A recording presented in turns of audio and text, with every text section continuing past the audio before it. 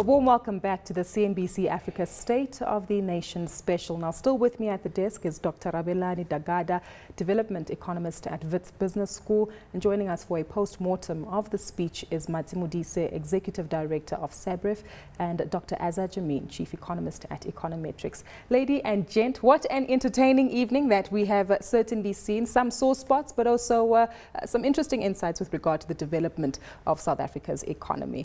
Dr. Jammine, maybe if I can start off with you. The chaos in the beginning and the uproar, your thoughts on what this means for South Africa's democracy? You know, in one way, it was a very sad day for South Africa. It's, as the President mentioned, it's 25 years since the freeing of Nelson Mandela. And what we saw today was action against some people who were fighting for democracy and for the constitutionality of Parliament and the freedom of Parliament to actually represent the democratic principles of South Africa. And to some extent, one can be very depressed about what happened today. I think there's another sense in which one could turn it around and say, was this a turning point that really entrenches democratic principles in South Africa, that will turn out to entrench democratic principles in South Africa more than ever before? Unfortunately, we were not privy to seeing what happened physically in Parliament. I would like to think that relative to what has happened in many other countries where democracy has been confronted by violence, this was not the fact here, and so there is, we have not passed the point of no return, but we can only hope that some good can come out of this and that we will learn lessons from this and that might entrench our democracy rather than destroy it. On the issue of violence, we have been monitoring Twitter, which has been abuzz with activity, and there are images of some EFF members who have been injured with their jaws, some saying dislocated, and torn shirts from some of the EFF members. So it is slightly disturbing when you take a look at the reaction from the security forces that actually came in. And Dr. Dagada, maybe to get your insights on the key question that was being asked by the DA with regard to, was it members of police that were actually allowed into Parliament to handle the security situation? Yes, actually, the DA was totally right to pose that question because there should be separation of power. There's an executive, there's a legislature, and then you also have the judiciary. So there should be separation of powers. So the moment the police enter the chamber, then the executive can be seen to be intimidating the members of Parliament, but also to interfere with the business of the legislature, and that was wrong.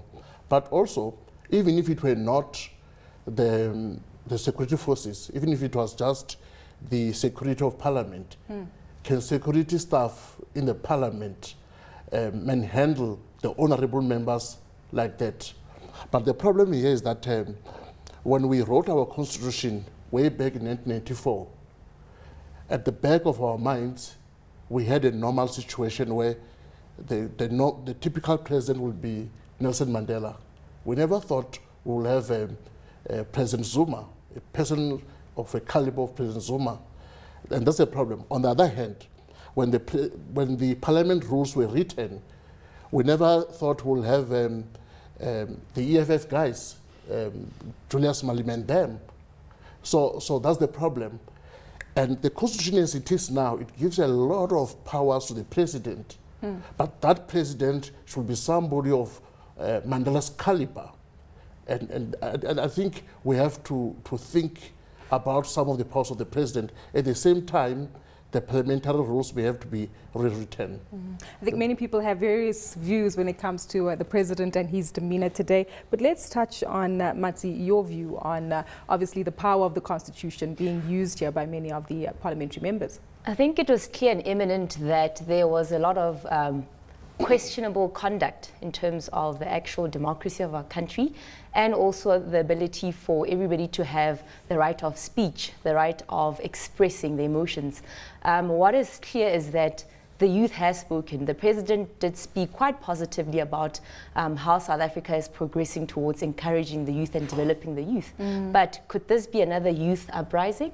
of a different sort? Is it a Southern African spring of the youth kind of revolting against power, and also just saying, we want transparency, we need accountability, because without that, it's not clear how we as citizens of this country will be protected by our constitution. So like Dr. Azar did mention, that it's essentially a turning point of our country's democracy, and also a turning point of now the youth saying, well, our future has been questioned and we want to do something about it.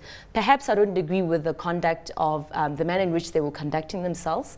Well, we do have the elders, but also the elders have to be accountable and also have to be transparent with the matters of the day, the matters of how do we conduct and run our country. Yeah. You're quite right, because we've definitely seen quite a lot of participation when it comes to the social networks, people saying that Parliament is a joke, others saying that parliamentarians need to be held accountable. So as you mentioned, it is the turn of the tide. But let's get back to the economic perspective, where we have 9 pointers to deal with regard to the President's plan to hopefully trailblaze South Africa onto a positive growth trajectory. Dr. Jammine, I want to get to you with regard to the growth figures that were estimated here. The President mentioned that South Africa's growth ambitions of 5% by the year 2019 are at risk due to global conditions. It almost sounds to me like it's an issue of them versus us. Clearly, South Africa has its own fundamentals that are taking away the prospects of growth here. Well, as Mandy Rice Davies said, he would say that, wouldn't he? Clearly. No, I mean, people have been disbelieving that 5% growth by 2019 for a long time. And for the first time, he admitted that that was at risk. And what amazed me, though, was, and I cannot understand how he came across so positively about the jobs numbers. Yes. I mean, if you look at the fourth quarter employment statistics, 203,000 jobs were created. What he didn't tell us that over the course of 2014 as a whole, only 143,000 jobs were created. I did an analysis which showed that in the fourth quarter of every year, the job creation is equivalent to 120% of the annual growth of jobs in every year in the last 7 years. So clearly it's just a seasonal factor, and to try and divert attention that way, and then to start talking about 850,000 job opportunities. I'd love to know, Matsi, you're in a small business expert. What does he mean by 850,000 job opportunities? Because we know that the rate of unemployment in South Africa has been at a consistent rate for more than 5 years. And what are we doing to actually grow small businesses in South Africa that are going to get more people employed? That is a technicality that we as stakeholders within the space would like to know. There is a Ministry of Small Businesses that has been, small business development that has been created. What has it done? What is the plan of action? Nothing in the President's remarks said, this is what we will be doing because we have formulated this department that's going to support small businesses. What is the plan? We'd like to know. It's funny because that is listed in one of his 9 points to address economic growth. But as you mentioned, no clear-cut strategy going forward. And just on that, we have the DTI, we have the Department of Economic Growth, as well as the Small Business Ministry. Are these choirs all singing different songs?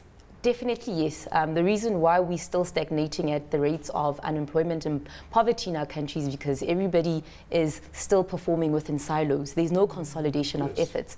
And that's a pandemic issue that we have to resolve. And hence, we are very anxious, waiting with bated breath as to how is a small ministry, small business development ministry going to do things differently, because we cannot operate in silos in South Africa.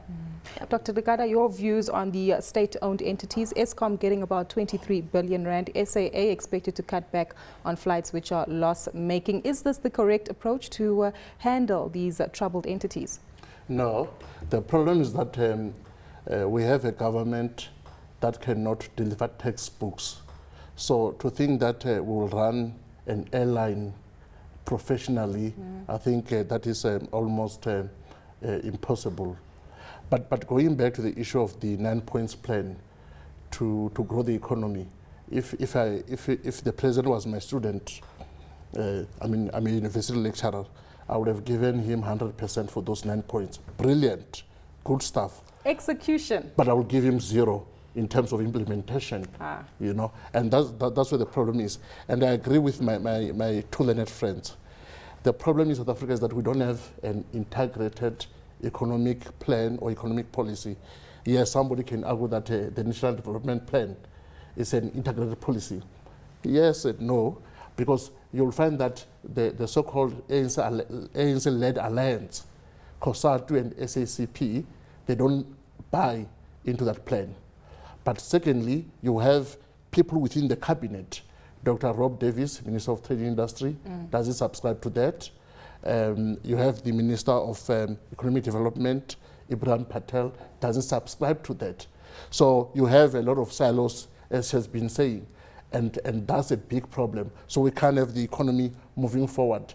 You know. So what you need in the presidency, you need somebody who says, this is where we should go, and we don't have that. I want to come back to the issue of the state-owned entities. Is privatization the answer? Because from the private sector and business organizations, that's what they're calling for, is that if you can't handle it, give it to someone else who has the capability and the leadership initiatives. Is privatization the answer that clearly government is avoiding here? I think we should privatize, look at Sosol. Somebody will say, but what did we gain? We gain a lot of employment, we gain a lot of tax revenue, so that's very, very important. So I think we should privatize most of those entities. The other thing is that we don't need the so-called Ministry of Public Enterprises. So energy, so ESCOM should be part of the Ministry of Energy. At the same time, SAA should be part of the Ministry of Transport. So we have so many ministries that are not really necessary, and that consumes fiscals unnecessarily, lots of duplication and lots of silos. Dr. Jammine, to come to you, the issue of agriculture and focusing on that to contribute to economic growth in South Africa. Have we undermined agriculture as an opportunity for growth in South Africa? There is no question that the agricultural sector could be the savior in terms of creating employment in this country. It has the capacity to do so at an incredible level. Instead, what we have seen have been moves to regulate.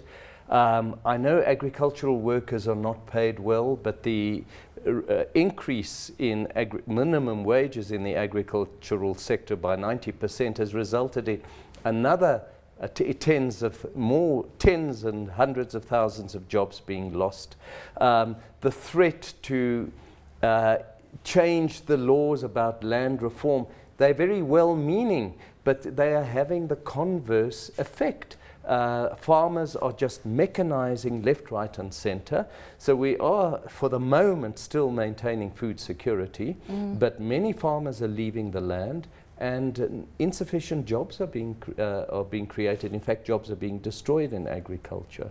And I find it very sad, because that is the one sector that could be so labor intensive and could absorb unskilled workers so effectively in this country, and it's not happening. So clearly it goes back to government policies. It's also interesting because you mentioned that manufacturing in South Africa is poised for growth. This surprises me, because you look at the PMI figures, you look at what the industry is saying and confidence indexes, and the numbers are not looking towards the upside. When it comes to manufacturing, mining, which you mentioned is the backbone of the country's economy, is there any hope there as well, or lack of direction, especially when it comes to government policies? Well, certainly there's no sign from his speech here that there's going to be a major change. And yesterday we had the manufacturing production figures released for 2014. It was the fifth successive year of declining growth in manufacturing production. Say that again, please, Doctor. Fifth successive year. Fifth successive year. In 2010, we had 4.6% growth in manufacturing production. By 2014, it had declined to minus 0.1%. Where's the growth? Where's the growth? Matsi, let's come to you with regard to SMMEs as well as state reforms with regard to ICT as well as broadband infrastructure. Dr. Dagada, I know this is also a strong point for you, but is that what we need in order to cultivate that role of entrepreneurship? If people in the township can access the internet, is that the starting point? I think it was a positive indication by mentioning the rollout of broadband, because South Africa needs to provide the economical infrastructure for small business to be able to propel themselves into the mainstream economy. So that for me was one of the positives. I'm hoping that it does actually happen, and next year in the Sona speech we'll hear that it's been successfully rolled out. Because if we want small businesses to succeed, they have to have a digital presence. They have to understand what is a digital economy, because that's a missed opportunity. And how then do small businesses in township and rural areas, if they do not have the infrastructure, how do they embed themselves into the mainstream economy? So for me, that was a definite positive. Telkom is clearly going to be playing a clear role in the rolling that function out. So for me, indeed, I'm quite happy, and I'm just hoping that it's something that private sector and the public sector will be able to merge and enable small businesses to merge themselves into the digital economy. Dr. Dagada, I think you're close to being South Africa's very own Microsoft leader here. ICT infrastructure, is it too little too late, especially given the gains that economies like Kenya have made when it comes to ICT? Yes, the intentions to roll out broadband are very good, but the question is the government the best entity to be able to do that? I mean, if you look at way back in 1998, for 5 years, we passed a law that protected Telkom from competition so that they can roll out infrastructure to the so-called underserviced areas. And that includes where my mom lives in Venda, Limpopo. But even today, there's no Telkom line there. So that's the problem. But in real essence, we do have lots of broadband already in South Africa. I mean, if you look at our sea, we have several undersea cables there. So what the private telecoms companies did, they took that broadband inland. The only problem is most of it is just lying on our streets. We still have to bring it into our houses, into our schools, and into our offices. That is all we need. Once that happens, the cost of broadband will go down drastically, and I'm giving it only 18 months. 18 months? Yes. This is recorded. We'll hold you to that, Yes, Doctor. sure. Let's come back to the issue of boosting foreign direct investment, which could be read in two ways, because he wants to cultivate this appeal to the foreign market that South Africa is a place for you to pump your money in, but there's also issues about foreign land ownership. Dr. Jammine, we know about the issues with regard to South Africa and citizens fighting to be at the helm of the economy versus their counterparts who might come from elsewhere. Is this a poignant issue and a turning point which might put some people off? Undoubtedly, it sends the wrong message to foreign investors. I don't know that in practice it's going to make a huge difference, but at the margin, it's going to make them feel that the South African government is against foreigners when push comes to shove. Exactly. I don't think it's a very positive move. Because if you own the land, why wouldn't the government just get them to tax them on the land, and you're getting revenues anyway? Correct. And it's been a source of significant capital inflow in the last 20 years, foreigners buying land in South Africa and property here. No, they are more sympathetic to the government. I mean, if you look at China, China is buying huge tracts of land in Africa. So if we are not careful, we may wake up one day and find that 51% of this country, the land is owned by China. I think there we have to be a little bit jealousy. But the problem why we're not attracting foreign direct investment is energy. So if I'm going to put a huge manufacturing plant, you must give me guarantee in terms of power. And again, we have issues in terms of labor relations. If you look at our counterparts in South America and in Asia, in mining, in agriculture, in the manufacturing sector, you are paid per the units produced. So if you have produced 1,000 of these, and my learned friend only produced 50, for that particular day, I'll be paid more. So we have to sort out that, but also infrastructure generally. If foreign countries want to buy things here, it's very difficult in terms of transportation. Our rail, our transport, our harbors are too small, and all that is a problem. Dr. Dagada, we're running out of time today, but Matsi, to come to you, we've heard about Operation Phakisa boosting manufacturing and mining and the oil and gas sector.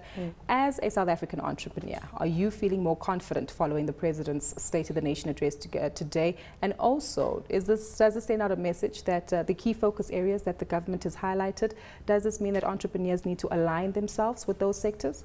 Well, from the perspective of entrepreneurs in underserved areas. I think it's positive that we should be able to get them to be involved in these other, well, industries that have been introduced, because right now we still have small businesses that are doing, you know, they're in the business of initiatives that don't necessarily contribute significantly to the economy. So how does what the president say now translate to the small guy in the township that then wants to actually grow himself and contribute towards the to the economy? So we need to be able to find a funnel of how then do we take that at that top level to the bottom, and how then do we groom, grow and develop small businesses to be able to competently engage within those key industries. It's positive, but then we need to have a plan as how do we integrate them into those industries. Exactly. Yeah. Lady and gent, we've got a minute left actually of the program today, so I just want to get your thoughts, Matsi. Thumbs up, thumbs down, or in between with regard to Sona today? I would say in between. I mean, I wrote points which are positive and points which were negative. They kind of balance themselves. Dr. Jammine? At the outset, I didn't believe that the president would be able to convince people that we would see the implementation of a lot of the programs. And as Dr. Dagada suggested, that is the weakness of us. And I don't think that business and investors will be persuaded by this to invest anymore. You lukewarm as well? Very lukewarm. Dr. Dagada? I think I'm more negative than my learned colleagues. I mean, the president's talking about producing black industrialists within 3 years. When I heard that, I nearly fall off my chair. It is impossible. It can't happen.